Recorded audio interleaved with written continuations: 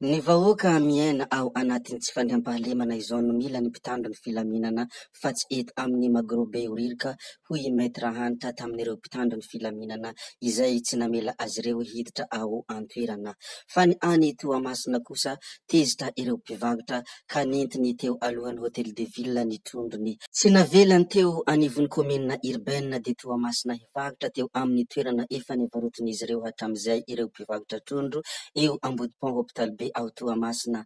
Tezitra izy ireo arak'izany androany ka no entiny teo amin'ny lapan'ny tanàna ny trondrony. Horesantsika moa ny mikasika an'izay sy ny rehetra izay tokony horesahana fa mialohan'izany aloha dia efa fantatra anareo ary tsy miova aza adinoana foana ny miabone ny chaîne antsika, aza adino ihany koa ny manao j'aime ny vidéo noho ny farany dia aza adinoana ny mametraka ny commentaire. Ndeha ary ataontsika izany fanaovana abonnement izany mialohany hery-soantsika amin'ny resaka izay ataontsika. Ndao ary tompoko lahy, ndao ary tompoko vavy.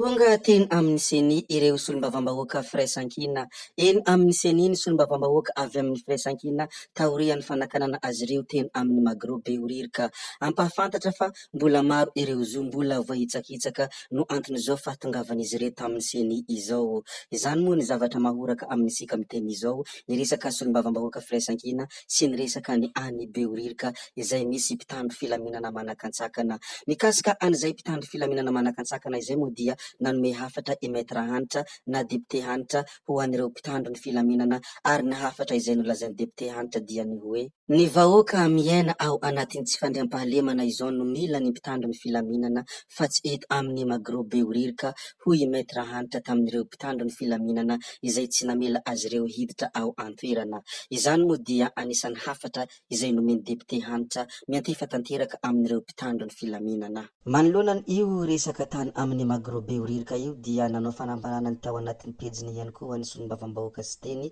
ny hoe mitaky ny anjara andraikitra taky ny lalàna amin'ny seny ireo solombavambahoaka mba ho fifidianana mifanaraka amin'ny lalàna no misy eto Madagasikara fa tsy fampiasana herim-pamoretana sy fanakitsankanana. Manoloana ny ireo resabe sy ireo vaovao izay tena mahoraka moa dia namoaka ny fanehoan-keviny ihany koa ny solombavambahoaka Gasikara Fensoa. Toy izao moa ny fanehoan-kevitra sy ny fanontaniana izay napetraka i Gasikara Fensoa tao anatin'ny pejiny. Fifidianana ben'ny tanàna, fanakiviana sa fanilihana ankolaka ireo kandida ny fanasarotana ny antota taratasy filatsahana hoy fanontaniana izay napetraky ny Gasikara Fensoa. Misedra olana ny ankamaroany ireo kandida ny ben'ny tanàna indrindra fa ireo kandida mpanolo-tsaina. Sarotra sy maro loatra ireo antota taratasy takina amin'ny filatsahanko fidiana. Izany moa anisan'ny fanehoan-kevitra izay navoaka ny solombavambahoaka Gasikara Fensoa.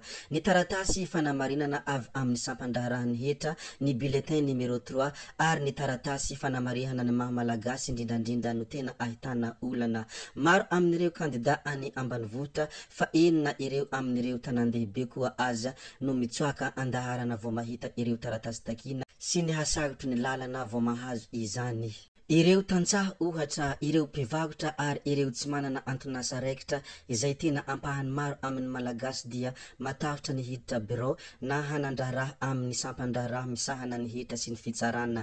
Izany rehetra izany moa dia anisan'ny fanehoan-kevitra izay nataon'ny solombavambahoaka Gasikara Fensoa. Rehefa voalazan'ny Gasikara Fensoa moa ireo rehetra izay nolazaina teo dia nametraka ny fanontaniana ihany koa ny tenany ny hoe sao mbola tsy sahazan'ny zava-misy eto Madagasikara lahy ny fepetra apetrakareo hoy ny fanontaniana izay napetraky Andriamatoa Gasikara. Sao ihany koa fepetra natao hamelezana olon-tokana no mahavoasazy ny malagasy manontolo. Sao mba fanahiniana asarotina mihitsy mba havitsy ireo mpilatsaka sy hanomezana vahana ireo kandida mpanjakana. Noho izany hoy Gasikara hatrany misintona ny sain'ny tompona andraikitra mba hijery ny zava-misy. Famporisihana olom-pirenena handray andraikitra amin'ny fiainam-pirenena izao no ilaina sy tanjona fa tsy voamaika fanakivina tahaka izao izay sy zay moa ny hafatra sy ny fanehoan-kevitra izay navoakany gasikara ny tao anatin'ny pejiny koa dia mahafaly anay ny mizara izany aminareo rehetra mpanaraka ny zavamisy ato anatin'ny ity chaîne ity. Rehefa voalazantsika moa ny mikasika an'iny solombavam-bahoaka gasikara iny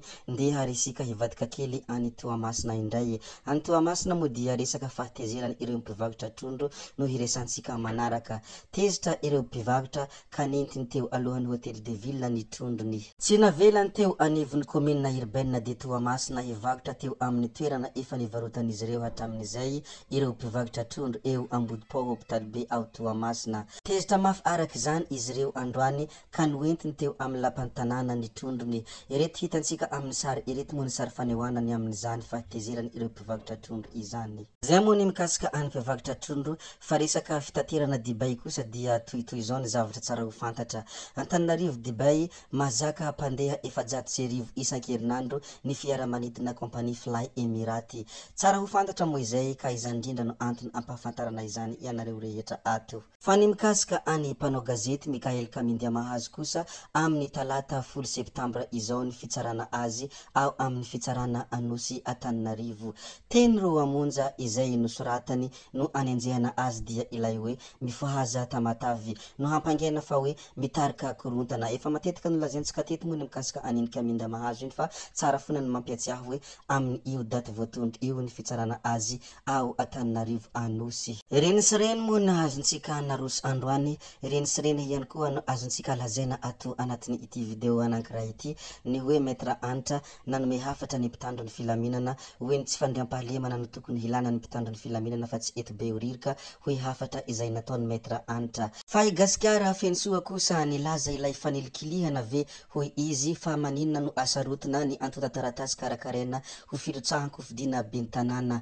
Be de be moa ny zavatra izay nolazaintsika teo koa dia ankasitrahana ianareo na vitany haino ary mbola entanina foana ianareo no mbola ihaino ny video manaraka izay alatsaka imisesisesy ato. Izahay raha teo moa dia tsy tsahatra hizara ny video ary tsy tsahatra hizara ny zavamisy izay mandalo ao Madagasikara naiza naiza izany tsy asina fanavahana na tsimo na varatra nandrefana nantsinanana inona anivon-tany aza. Ary mbola arantsika ankaiky ihany koa moa ny tohiny trangany ireo mpivarotra trondro izay tezitra mafy tany Tamatavy hoe ahoana ny tohiny, ahoana mety ho tohiny ity tantara ity ho zarainay eto izany raha ohatra ka hitanay ny tohiny satria ny tanjona anay dia mba hahatonga ianareo rehetra ahafantatra ny zavamisy, mba hahatonga ianareo rehetra tsy toy ny tompon-trano mihony fa haharaka ireo vaovao rehetra izay mandalo ao a Madagasikara. Zay fa tsy halavainay intsony ny resaka hametrabeloma izahay. Ody izahay sao dia fa ianareo kosa mazotoa amin'ny zavatra rehetra izay atao ary mazotoa amin'ny zavatra rehetra izay kinasa. Indrindra mirary volana mahafinaritra ho an'ity volana septambra ity. Septambra moa ny malaza amin'izao ka izany indrindra no ilazanay hoe mirary volana finaritra ho an'ity septambra ity. Zay fa veloma daholo ianareo, veloma vetivety fa tsy hoe akory veloma mandrakizay amin'ny manaraka indray no manao ny misimisy. Veloma tompoko lahy, veloma tompoko vavy, gaby hoe tsao tsao amin'ny manaraka indray eo.